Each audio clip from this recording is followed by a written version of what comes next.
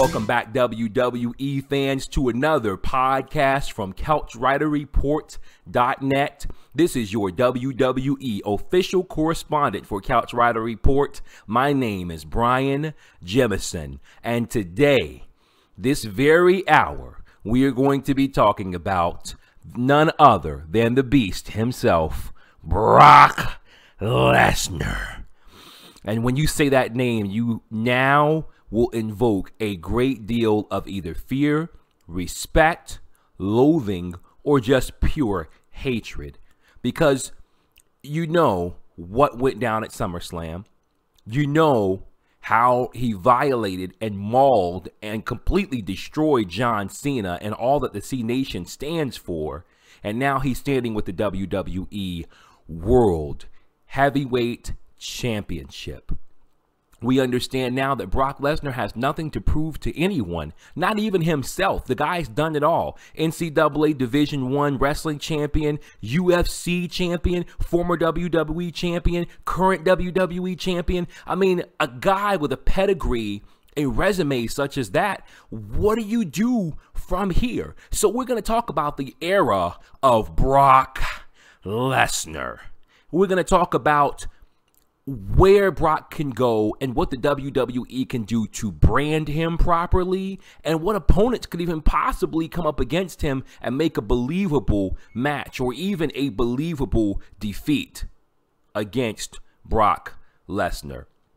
So, going straight into it from SummerSlam, there is so much that can be said for his match with John Cena. So much that can be stated. I mean, 16 German suplexes to John Cena. John Cena lands very gingerly at times, but for the most part, he caught the full brunt of each German suplex. The guy lands on his neck, shoulder, upper back area, and is just completely trashed, slung around. I mean, I have to give all respect, first of all, to John Cena for being able to handle each and every maneuver that Brock threw at him. Because to tell you the truth, man, that stuff has got to hurt. I don't care what you say about professional wrestling. You get slammed on your head, neck, shoulder area over and over and over again on a hard mat, you're going to feel it.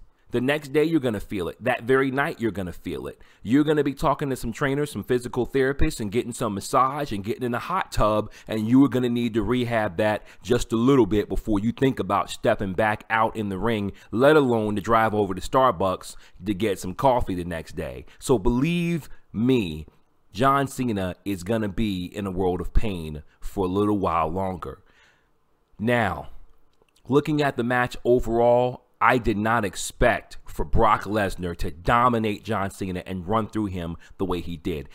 Hands down, he beat John Cena worse than he beat The Undertaker at WrestleMania 30. And that's saying a lot, because you got a guy who was, for the most part, in his prime.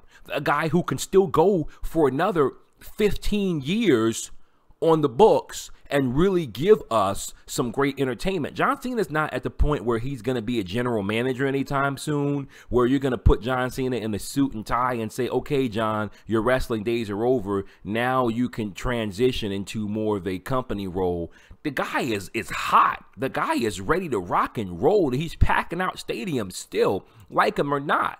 The C Nation is still in love with him. He's selling more merchandise than anybody out there in the WWE. So for Brock Lesnar to come and dominate this guy, it means one thing: that WWE is betting the farm, betting the house. They are stacking the deck. They are putting everything on Brock Lesnar right now. And so this means that Brock Lesnar has got to deliver. It's not a game for Brock Lesnar. And I know he hasn't been playing. The guy is very serious. He trains hard. That's awesome. But Brock Lesnar now has really got to show up and show out. You know, before, I've seen Brock Lesnar in the ring, and it appears that Brock Lesnar has taken sort of a casual approach since his return some time ago in 2012. you know, he's taking more of a casual approach from being in the UFC, from being the real deal, from representing himself as just a all-around tough guy. We know Brock Lesnar's a bad boy. He can do whatever he wants to do when he wants to do it. However, I believe Brock has really got to step his game up to even show off to those fans who say, well, he's working a part-time schedule. Well, Brock Lesnar doesn't really have to defend his championship much. What is WWE thinking of booking a part-time wrestler? And I'm going to say this. I'm going to go on the record to say this for all you naysayers out there against Brock Lesnar. I do believe he's got to work very hard and really show himself off to every fan. But I will say, as far as Brock Lesnar being a part-timer, there isn't a big problem with that. Because to tell you the truth, if you remember back in the days, champions really would only defend their title. And even now, the championship isn't necessarily defended on Raw or on SmackDown. The truth of the matter is that the championship is so prestigious, it should only really be defended at pay-per-view events, at big fights, at big events. If you put the championship on the line every night, it's no really more prestigious than the Divas Championship, taking nothing away from the ladies, or the Intercontinental Champion, or the U.S. Championship. You know, the title should be something that's coveted, that you say, man, I am going to pay to see this fight. If you watch a boxing match, if you watch a UFC match for a championship title, you know it's going to be on pay-per-view, and you know you're going to go to your local bowling alley, bar, wherever you go to watch it. I don't know. But you're going to want to pay something, somewhere, to see that match. It should be no different in the WWE. So Brock Lesnar defending his title every once and again, I don't have a problem with that. What I could potentially have a problem with, and I want Brock Lesnar to watch out for, is coming up and appearing nonchalant. I believe Brock Lesnar's got to be very careful to display himself as a true champion, in the sense that he does care about being top dog. Now, I know that he says, I'm the king of the mountain, nobody can stop me. That's part of his persona, but he's got to be careful to show that he really does care about holding on to those belts, and he's going to fight tooth and nail to make sure he does it. Now, potential opponents. If we're looking at guys who can go up against Brock Lesnar, if we're looking at guys who are going to be the next big thing, so to speak, like Brock Lesnar was billed when he made his original WWE debut, we're going to have to look at a few guys that I'm not even sure could necessarily really storyline live up to Brock Lesnar. One guy that comes to mind to me, you might disagree, would be Dean Ambrose. The reason why I say Dean Ambrose is because he's a wild card. The guy has shown himself to be off the chain, literally off the leash. You don't know what he's going to do next. He's going to take your punches and come back at you, and he might just like it. He might just spit blood back in your face, but he's going to lay his life on the line, his body on the line. He's going to put everything on the line. He's going to give you a mugging the way Brock Lesnar might try to give you a mugging. So Dean Ambrose will be an interesting mix, even if it's not necessarily a World Heavyweight Championship match. Maybe it's just a match on Raw where Dean Ambrose comes out and assaults Brock Lesnar, or tries to interrupt Brock Lesnar's interview, disrespects Paul Heyman, something along those lines, and we see the two mix it up. It will be very interesting. Now, one guy who you might definitely disagree, but it's original sports perspective from CouchRider Report, so I'm going to let you in on this anyway. Bray Wyatt, my man, one of my #1 top pick guys to carry the WWE in the future. I've heard it said, and I do believe it is true. I believe that Bray Wyatt could potentially be the Undertaker of this generation. Now, having said that, I believe that Bray Wyatt is so unique that he could really carry the mantle of Mick Foley and Undertaker in one character. And that's not easy to do. But Bray Wyatt has the ring psychology to do so. He's got the character psychology. If you've seen my article on why Bray Wyatt is the future, check it out. You want to check out CouchRiderReport.net and read that. You also want to take into account that Bray Wyatt has the supernatural, weird, spooky vibe about him that we're not quite sure if Bray Wyatt is indeed human. So Bray Wyatt could pose a potential threat. And the reason why I mainly say that is because in a match, Brock Lesnar could throw most anything he's got at Bray Wyatt. And Bray Wyatt, if he's billed correctly, if WWE builds him up correctly, they can say, look, this guy may not even be human anyway. Now, Undertaker, yes, he's the dead man. Yes, you know, he is the phenom. But we've also taken into account that Undertaker's been wrestling for over 2 decades now, and the guy is a little worn. We understand that. Bray Wyatt's pretty fresh. He could be a fresh phenom. He could be a guy who could come up out of nowhere, give Brock Lesnar a run for his money, and not only is Brock Lesnar having to deal with one guy in Bray Wyatt, but 3 guys in Bray Wyatt, Luke Harper, and Eric Rowan.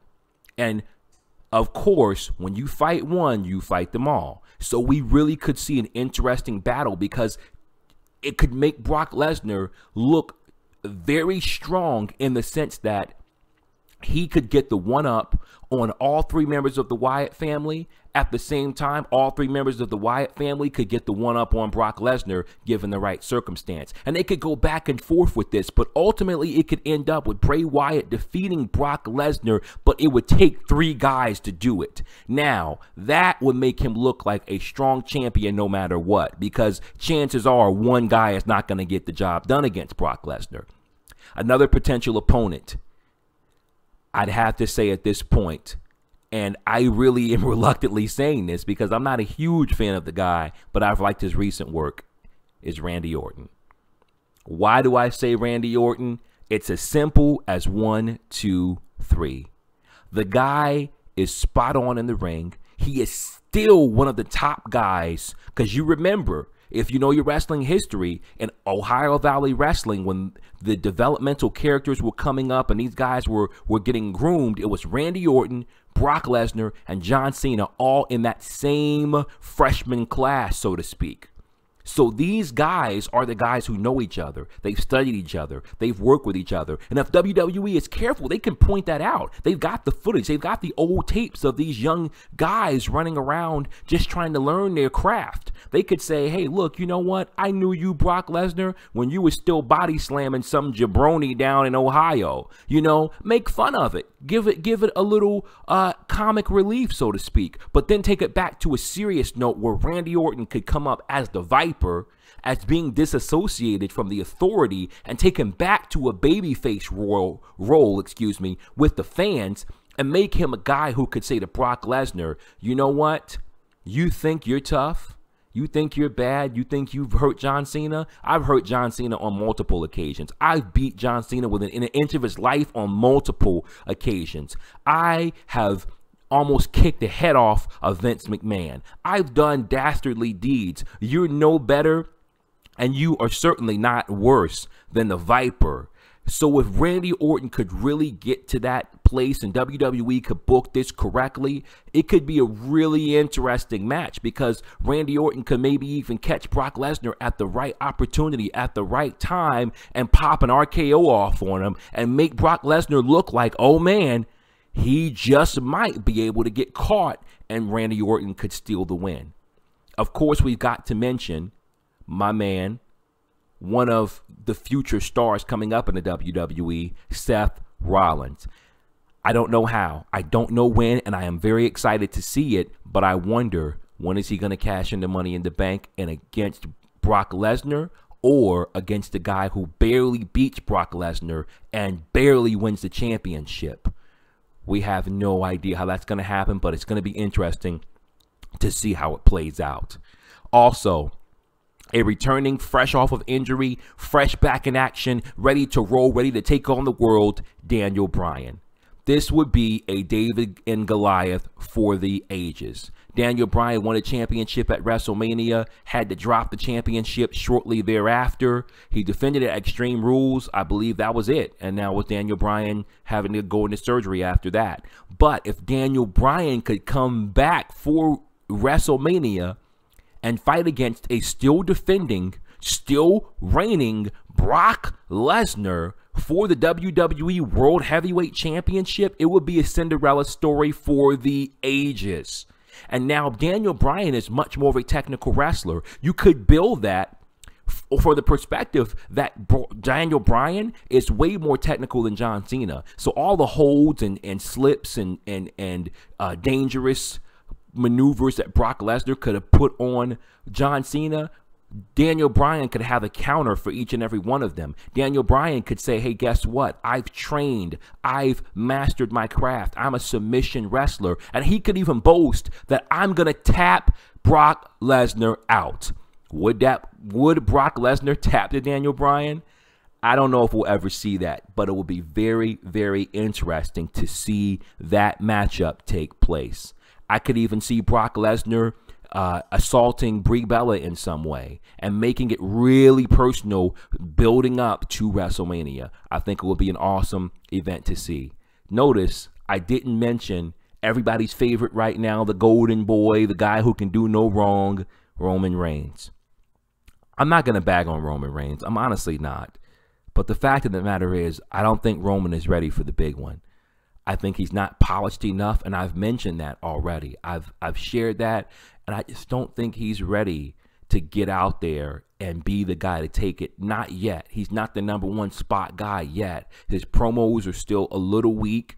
He's not really come along in the ring to the level where he is so impressive on a singles level that I would say he needs to be a champion right now. I can't necessarily co-sign Roman Reigns right now, but in due time, I think Roman Reigns will be a great superstar. Will he ever be a Stone Cold, a Rock, a John Cena? Maybe not, but maybe that's not what WWE is looking for in the future. Overall, impressions of the Brock Lesnar era, the Lesnar reign. I'm going to tell you this, and I'm going to go on record as saying this, so listen to me carefully because I want you to know that you probably heard it here first, if not one of the first people to mention this, one of the first sports perspective outlets to mention this. But this is going to be very important. If you get nothing else from this podcast, get this right now.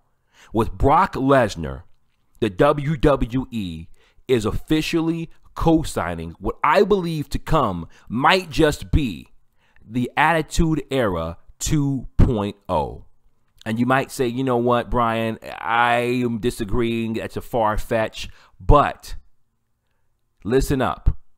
To decimate the hero of the past decade, the 15-time WWE World Heavyweight Champion, the Mr. Fruity Pebbles himself. He's literally the reincarnation of Hulk Hogan in Hulkamania, and everything we know thus far about what it means to be a truly great icon and a role model in the wrestling business. For them to destroy John Cena in that fashion, to completely do him in, it means that there must be going with someone who is completely opposite. Brock Lesnar is the anti-Cena. He is anti-C-Nation. Brock Lesnar doesn't give a hoot, a flying flip about who wears his t-shirt, about who's on the Lesnar bandwagon. Of course, Brock Lesnar is out there to sell merchandise. They all are. They got to make money. But Brock Lesnar is a guy who is believably on an anti-authority, an anti-everything bandwagon. Brock Lesnar might snatch a fan out of the audience and break his neck, and I wouldn't be surprised if he did. It will be shocking to watch, but I wouldn't be surprised. So Brock Lesnar is ushering in a new era of wrestling, and he's also making it to where a guy can hold a championship for years on end. See, we forget about these things because a lot of us are not wrestling historians and wrestling buffs. But remember, Bob Backlund, the original Bob Backlund, the man, one of the golden boys of WWE a long time ago, folks, held the championship for a record 6 years. 6 years. You had guys hold on to championships for 2 years straight. You had guys to hold on to championships for 3 and 4 years. I mean, this is a different time. We get a champion for 2 months and we're like, oh gosh, when is he going to lose the belt? But Brock Lesnar and WWE are partnering, I believe, to institute a title reign that we are going to see for a long time to come. And during that title reign, we're going to see some serious changes in the way WWE does their programming. You might be surprised at the fact that it may not be quite PG the way it has been for quite some time.